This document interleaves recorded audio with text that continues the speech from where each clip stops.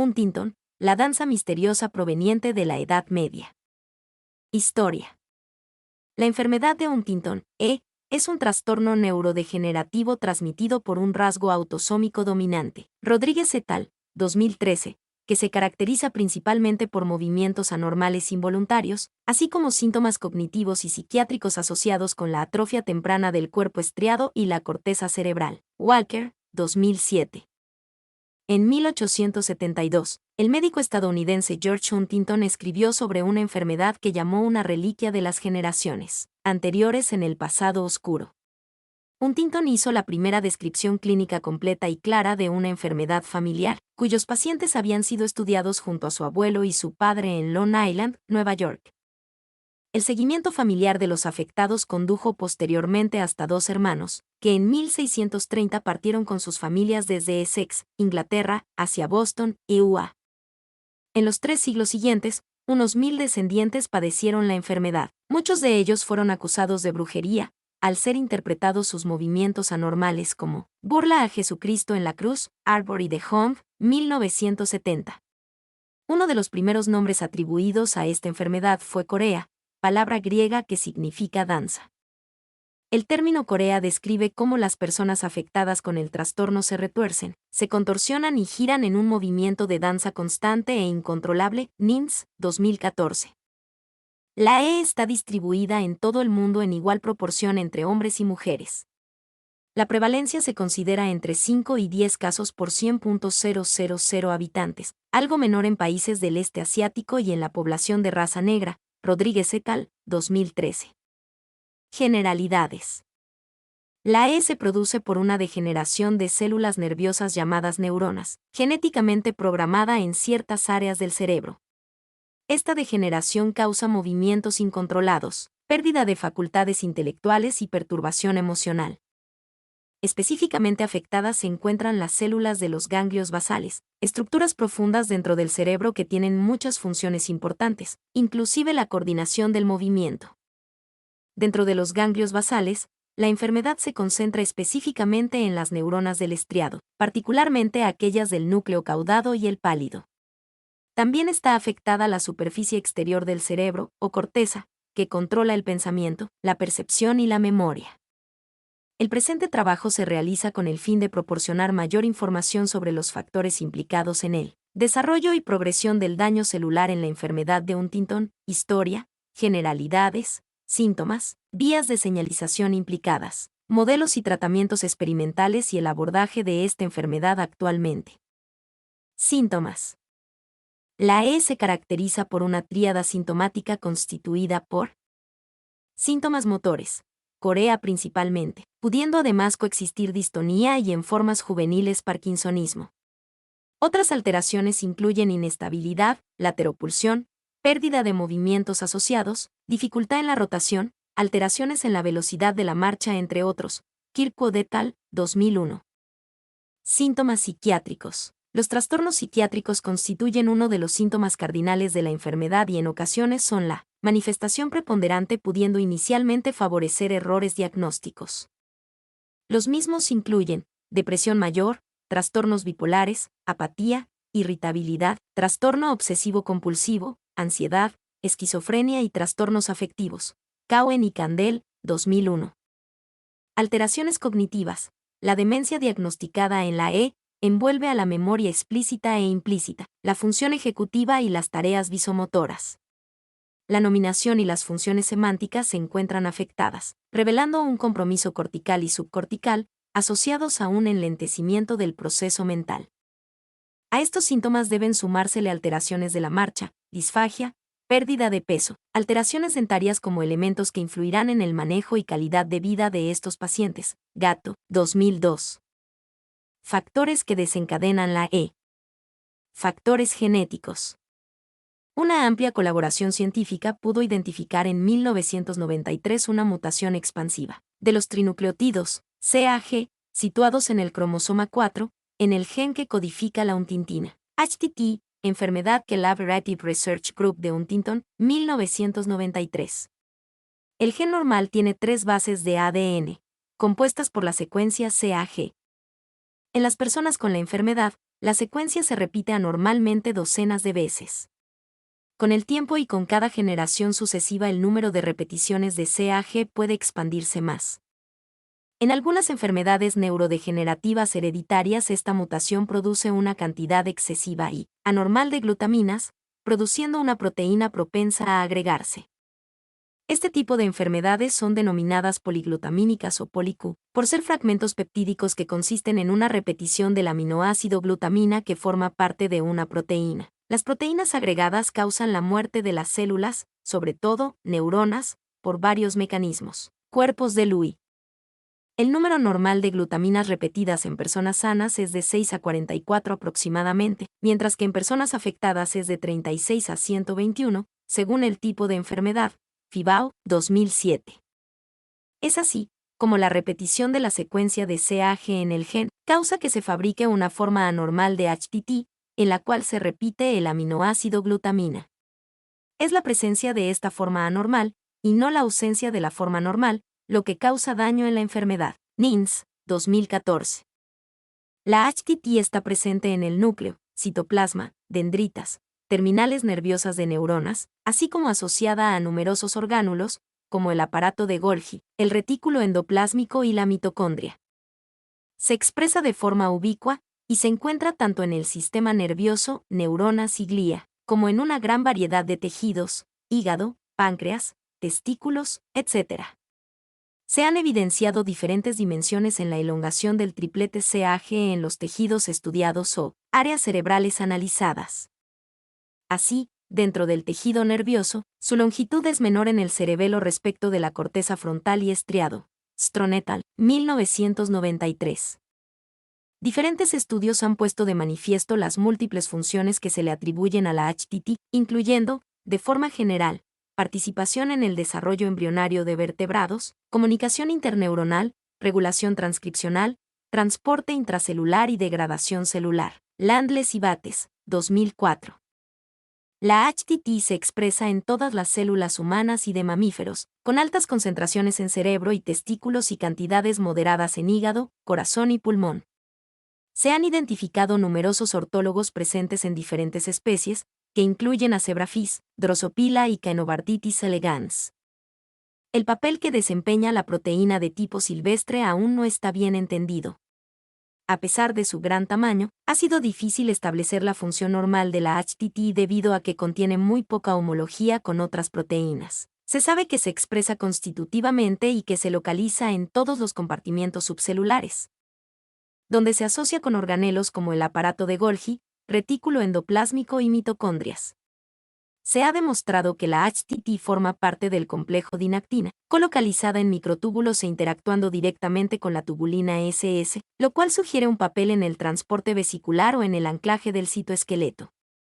Interesantemente se ha demostrado que la proteína también tiene un papel en la endocitosis mediada por clatrinas, en el transporte neuronal y en la señalización postsináptica. Además, protege a las células neuronales del estrés apoptótico y, por lo tanto, puede participar como factor pro-supervivencia.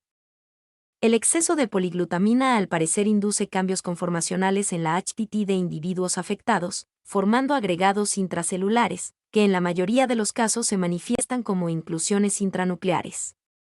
Múltiples investigaciones han sido llevadas a cabo para determinar la función y efecto patológico de la poliglutamina. Todas concluyen que su papel es complejo y que opera en muchos niveles celulares.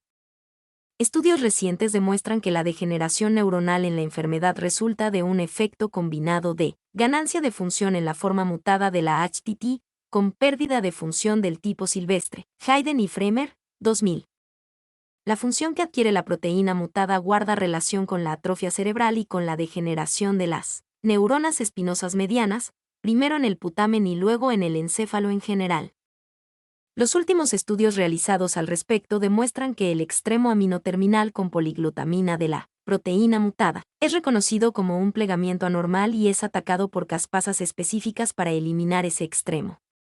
Esto provocaría que los restos se agruparan y se fueran acumulando. Estas acumulaciones producirían problemas y dificultarían la regulación en el núcleo de la célula, empeorando con la edad.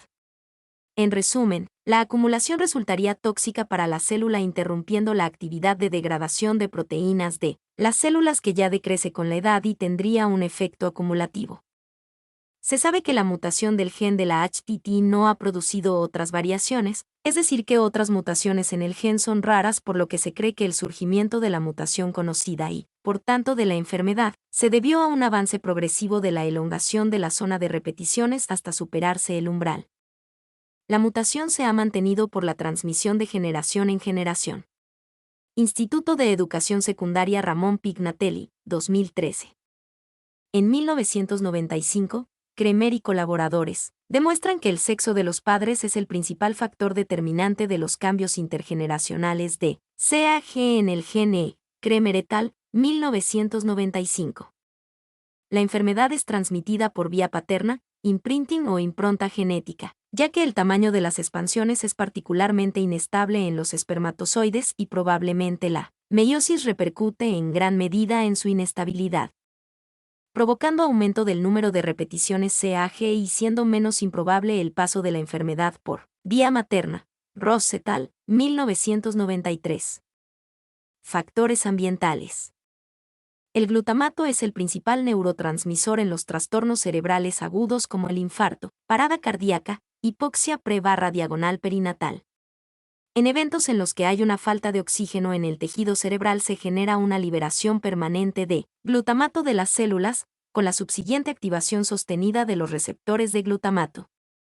El receptor de NMDA es especialmente permeable al calcio en comparación a otros receptores ionotrópicos, y el calcio en exceso conlleva la muerte neuronal.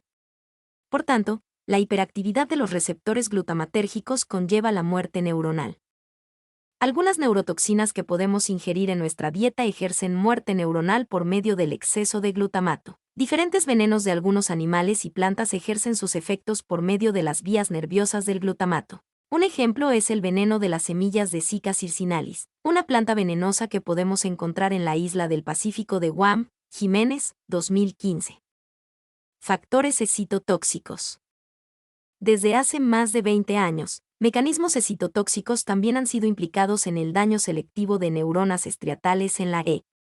Estas neuronas serían extremadamente susceptibles a la exposición a neurotransmisores excitatorios como el glutamato. El glutamato media la mayor parte de sinapsis excitatorias del sistema nervioso central, SNC.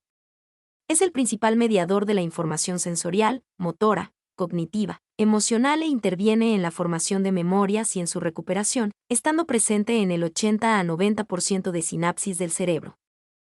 El proceso de síntesis del glutamato tiene su inicio en el ciclo de Krebs, o ciclo de los ácidos tricarboxílicos. También cabe comentar otro precursor bastante significativo, la glutamina. Cuando la célula libera el glutamato al espacio extracelular, los astrocitos, un tipo de célula glial, recuperan este glutamato que, mediante una enzima llamada glutamina sintetasa, pasará a ser glutamina. Luego, los astrocitos liberan la glutamina, que es recuperada de nuevo por las neuronas para ser transformada de nuevo en glutamato. Jiménez, 2015. Cada neurotransmisor tiene sus receptores en la célula postsináptica. Los receptores son macromoléculas formadas por 4 dominios transmembrana, es decir, están formados por 4 subunidades que atraviesan la bicapa lipídica. Son proteínas a las que se une un neurotransmisor, hormona o neuropéptido, para dar lugar a una serie de cambios en el metabolismo de la célula receptora. Existen 2 tipos de receptores principales, los ionotrópicos y los metabotrópicos. Los receptores ionotrópicos son aquellos en los que cuando se une su ligando, llave, abren canales que permiten el paso de iones al interior de la célula. Los metabotrópicos, en cambio, cuando se une el ligando ocasionan cambios en la célula por medio de segundos mensajeros.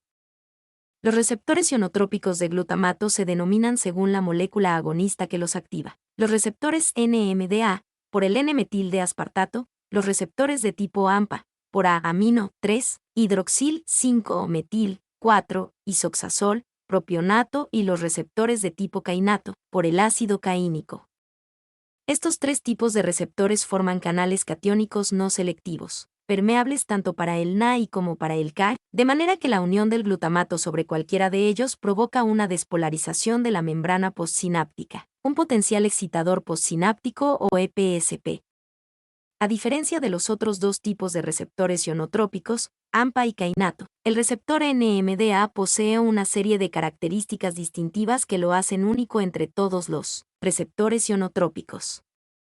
Uno de esos aspectos, quizá el más significativo, es que el canal formado por el receptor permite el paso de los iones K2+, más que de iones de Na, E y K, lo que implica un incremento de la concentración de K2+ intracelular en la neurona postsináptica cada vez que el receptor se activa. Dávila, 2014. Otra de las diferencias entre NMDA y AMPA es el umbral en el que se activan. En primer lugar, los receptores de AMPA son mucho más rápidos en activarse, mientras que los receptores de NMDA no se podrán activar hasta que la neurona tenga un potencial de membrana de unos -50 mV. Una neurona cuando está inactivada suele estar a unos -70 mV. En segundo lugar, el paso de cationes será diferente en cada caso. Los receptores de AMPA lograrán potenciales de membrana mucho más altos que los receptores de NMDA, los cuales colaboran de forma mucho más modesta. En cambio, los receptores de NMDA lograrán activaciones mucho más sostenidas en tiempo que los de AMPA. Por tanto, los receptores de AMPA se activan rápido y producen potenciales excitatorios más fuertes, pero se desactivan rápido. Y los de NMDA tardan en activarse, pero logran mantener mucho más tiempo los potenciales excitatorios que generan. Jiménez, 2015. El receptor NMDA es una proteína muy compleja y regulada. Su conductancia al K2+ es notablemente alta y esta quizá es su característica más destacable y la responsable de muchas de sus funciones. Otra característica especial del receptor NMDA es que para que el canal se abra se necesita, además del glutamato, la presencia de un coagonista, el aminoácido glicina. Ciertas poliaminas, al igual que la glicina, modulan positivamente el canal, mientras que el zinc lo modula negativamente. Estos receptores tienen dos subunidades, NR1, al cual se liga la glicina, y NR2, AD, al cual se liga el glutamato. Waxman y Lynch, 2005. El glutamato liberado, entre otras, por las vías corticoestriatales favorecería la pérdida selectiva de neuronas medianas espinales del caudado y del putamen en un déficit de la activación de los receptores NMDA y AMPA. Reddy et al., 1999. Como ya hemos dicho, la excitotoxicidad es el mecanismo más importante que contribuye a la neurodegeneración. Durante la isquemia, el trauma y otros desórdenes neurológicos en el sistema nervioso central. Sattler et al., 2000. El aumento desmedido de actividad de los receptores de glutamato se traduce en una liberación excesiva de glutamato. El glutamato es capaz de activar una gran cantidad de receptores de membrana postsinápticos, que con su activación abren sus canales iónicos asociados para producir flujos de entrada o de salida. Un exceso de iones calcio es capaz de activar al calcio intracelular, que a su vez activa a gran cantidad de señales de segundos mensajeros, lo que normalmente va unido a muerte neuronal. Sattler et al., 2000. Si se desestabiliza la homeostasis del calcio, se produce la subsiguiente activación y translocación, desde el citoplasma a la membrana, de proteína quinasa C dependientes de calcio/diagonal fosfolípidos que parecen tener un papel relevante en la limitación de la amplificación de acciones ligadas a la neurotoxicidad. Algunos datos sugieren que el factor crítico en estos receptores es la composición de las subunidades NMDARS que contienen las subunidades NR2B y que se han identificado como promotores de la muerte neuronal, mientras que los NMDARS que contienen las subunidades NR2A se han descrito como promotores de la supervivencia neuronal. Estas hipótesis pueden ser parcialmente convergentes, pero proporcionan una base molecular para conocer el doble papel que desempeñan los receptores NMDA en la promoción de la supervivencia y en la mediación del daño neuronal, y se sugiere que la mejora selectiva de la activación del receptor de NMDA que contiene NR2A puede constituir una terapia prometedora para el daño cerebral proporcionado por este tipo de mecanismos excitotóxicos generados en la E. Fisiopatología de la E. Los ganglios basales son grandes estructuras neuronales subcorticales que forman un circuito de núcleos interconectados entre sí, cuya función es la iniciación e integración del movimiento. Reciben información de la corteza cerebral y del tronco del encéfalico, la procesan y proyectan de nuevo a la corteza, al tronco y a la médula espinal para contribuir así a la coordinación del movimiento. Este circuito está compuesto por varias estructuras que se pueden categorizar según su anatomía o su función. Anatómicamente, los ganglios basales son masas de sustancia gris en el telencéfalo que incluyen 1. Núcleo, N. Caudado, 2. N. Lenticular, formado por el N-putamen y el globo pálido externo e interno, 3. Y la amígdala. Funcionalmente se relacionan a través de múltiples conexiones con núcleos próximos que incluyen al núcleo subtalámico. En el diencéfalo, la sustancia negra pars compacta y reticulata, en el mesencéfalo, y el N-pedúnculo pontino, en el puente. El núcleo estriado, EST, constituye la entrada al circuito de los ganglios basales, GB. El mismo recibe múltiples aferencias, la mayoría de ellas glutamatérgicas de la corteza cerebral. A su vez, el segmento interno del globo pálido, GP, y la sustancia negra reticular, SNR, representan los principales núcleos de salida del circuito.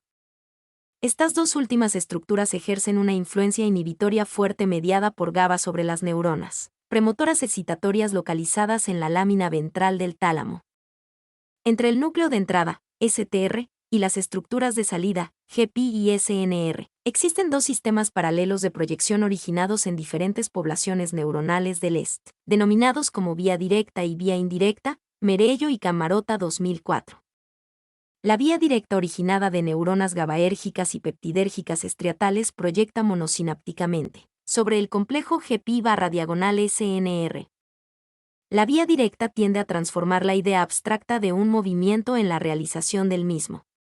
La idea abstracta del movimiento se origina en la corteza asociativa, y esta tiene conexiones activadoras con el caudado y putamen. El caudado y putamen tienen una estructura parecida, y podrían considerarse funcionalmente como un mismo núcleo dividido en dos partes por la cápsula interna. El caudado y putamen tienen conexiones inhibidoras con el globo pálido interno y con la parte reticular de la sustancia negra, de manera que cuando el caudado se activa, el globo pálido interno y la parte reticular de la sustancia negra disminuyen su actividad. El globo pálido interno y la parte reticular de la sustancia negra tienen conexiones con los núcleos talámicos, y estas conexiones también son inhibidoras. Por tanto, cuando se activa el caudado y putamen aumenta la actividad de los núcleos talámicos, porque se inhibe la inhibición del globo pálido y la sustancia negra, y dos vías inhibidoras en serie producen activación. Los núcleos talámicos activan a la corteza motora suplementaria, la cual remite la orden del movimiento a la corteza motora primaria, y esta finalmente envía la orden a las motoneuronas de la médula espinal para que se ejecute el movimiento. Por esta vía la idea de un movimiento se transforma en su ejecución. La vía indirecta originada de subpoblaciones GABAérgicas y encefalinérgicas estriatales proyecta polisinápticamente sobre el complejo GP/SNR pasando previamente por el segmento externo del globo pálido, GP, y núcleo subtalámico, STN. Esta secuencia indirecta está dada inicialmente por eferencias inhibitorias GABAérgicas del EST sobre el P, de este último sobre el STN y una eferencia final excitatoria glutamaérgica sobre el complejo GP/SNR, Albin et al., 1989. Esta vía indirecta tiende a producir el efecto contrario y a inhibir los movimientos. Algunas neuronas del caudado y putamen tienen conexiones inhibidoras con el globo pálido externo. Este inhibe al núcleo subtalámico y el núcleo subtalámico a su vez activa al globo pálido interno y parte reticular de la sustancia negra. Entonces, el aumento de actividad en el globo pálido interno y parte reticular de la sustancia negra inhiben a los núcleos talámicos, lo cual produce inhibición de la corteza motora. Esta vía inhibe los movimientos porque tiene 3 sinapsis inhibidoras en serie en lugar de 2 como la vía directa, y esto invierte el sentido de la estimulación. La vía directa tiende a activar los movimientos voluntarios, y la vía indirecta a inhibir la aparición de componentes involuntarios en el movimiento. Un adecuado equilibrio entre las dos produce los movimientos normales. Por otro lado, los trastornos hipercinéticos, como por ejemplo la corea presente en la E, resultarían de una disminución de la inhibición de las neuronas premotoras talámicas debido a una falta de estimulación glutamaérgica del STN sobre el complejo GP/SNR. En este último caso, la hipoactividad del STN resultaría de una marcada inhibición del P sobre el mismo, debido a la degeneración de las subpoblaciones de neuronas estriatales que proyectan sobre la vía indirecta. Albin et al., 1989. Se produce por una degeneración del caudado y putamen. Primeramente se degeneran las neuronas que proyectan al globo pálido externo, por lo que deja de funcionar la vía indirecta que inhibe a los movimientos involuntarios. Por tanto, en la E aparecen movimientos involuntarios. Terapias farmacológicas experimentales. Hipótesis excitotóxica. En este grupo se incluyen las drogas bloqueantes del receptor NMDA. Riluzole es un agente antagonista glutamatérgico que actúa sobre canales de sodio, Na2+, limitando la liberación de glutamato.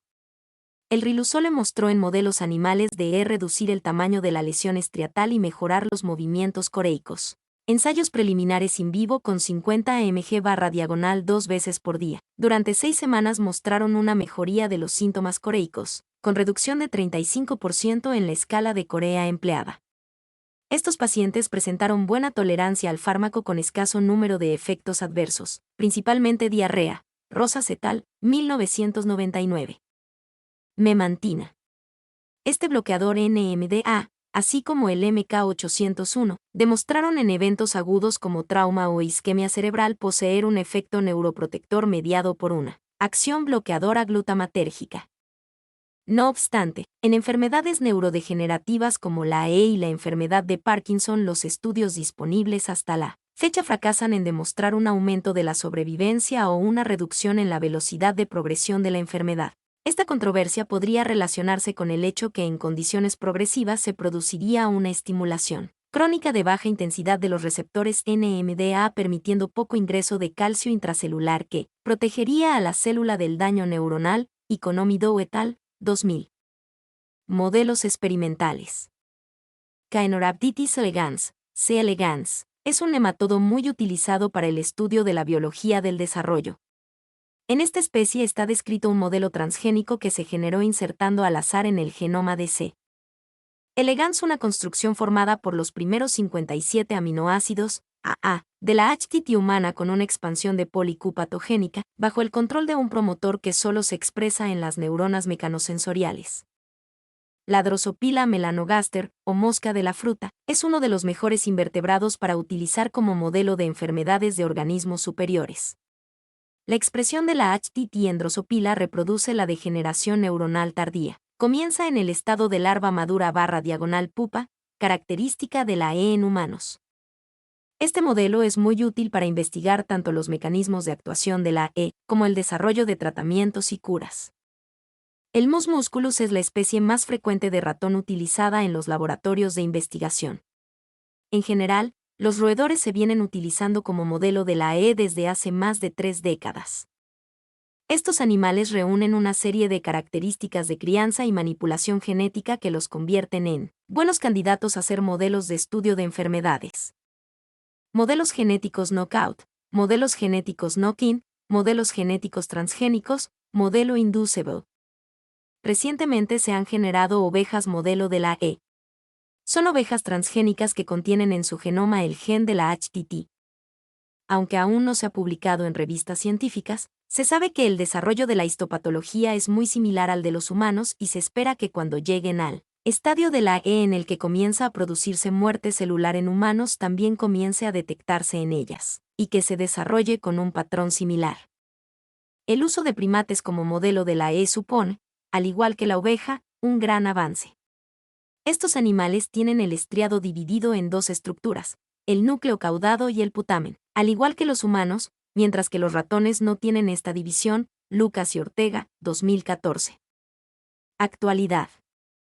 Diana terapéutica. Se identificaron nuevos modificadores de la toxicidad de la HTT mediante la realización de una pantalla a gran escala del genoma Dragevel y ARN de células humanas cultivadas, seguido de la validación en Drosophila melanogaster. Se centraron en la glutaminil ciclasa, QPCT, que tenía uno de los efectos más fuertes sobre la toxicidad inducida por HTT. QPCT no solo suprime la toxicidad, sino que también reduce en gran medida el número de agregados de poliglutaminas. Este efecto no es específico, ya que QPCT ejerce un efecto general sobre la agregación de diferentes proteínas. pero se han diseñado moduladores de moléculas pequeñas de la actividad QPCT, lo que efectivamente suprime la agregación de HTT y la toxicidad en modelos de células, neuronas y pez cebra de la enfermedad, Jiménez et al., 2015. Conclusiones. La E puede ser generada por distintos factores, entre ellos, accidentes cerebrovasculares, causados por el sedentarismo o una mala alimentación. En los factores genéticos que desencadenan la E, se debe prestar mayor atención a la diana genética desarrollada, que reduce la citotoxicidad de la célula disminuyendo las poliglutaminas en exceso, que posteriormente conllevan a la muerte neuronal. Cabe resaltar los avances que se han tenido hasta hoy, pero se debe aclarar que las investigaciones son escasas en vías de señalización asociadas a los receptores NMDA y AMPA en la actualidad. Mi nombre es Demim. Soy tu asistente personal. Mi sitio en internet es demim.es.tl.